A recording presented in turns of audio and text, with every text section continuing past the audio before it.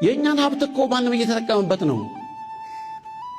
የተቸገሩ አብያተ ክርስቲያናት ከቤተ ክርስቲያን ወስደው አልምተው ሰርተው ቢመልሱ ምንድነው ችግሩ? ከእቅፋቸው እኮ አንወጣም። የእሳቸው ልጆች የእነሱ ልጆች ነን እኮ። አባቶቻችን ይህን ሊረዱ ያስፈልጋል። በኢኮኖሚ ለምን እንጠቃለን? የኛም ቤት ገንዘብ ዲፖዚት ተደርጎ የዓለም ባለሀብቶች ሃይማኖታችን የማይመለከታቸው ባለሀብቶች እየተጠቀሙበት አይደል እንዴ?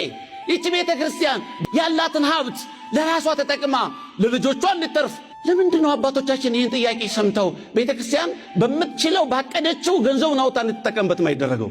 ዛሬ ያለው ሰው ሲያይ ከመንፈሳዊ አባት ይልቅ ገንዘብ ያለውን ሰው እየሰገደ አባቴ አንተ ትልቅ ሰው እያለ የሚያሸረግደው እኮ ልጆቹን ዳቦ ቤት ኪራይ የሚኖር ይሄ እኮ ጥያቄ ሊሆንብን አይገባም ነበር። እስኪ ውጮቹን አብያተ ክርስቲያናት እናያቸው። ከዚህ አልፈው እኮ ዛሬ አብያተ ክርስቲያናት ተረጂ ሳይሆኑ የሚረዱ ሆነዋል።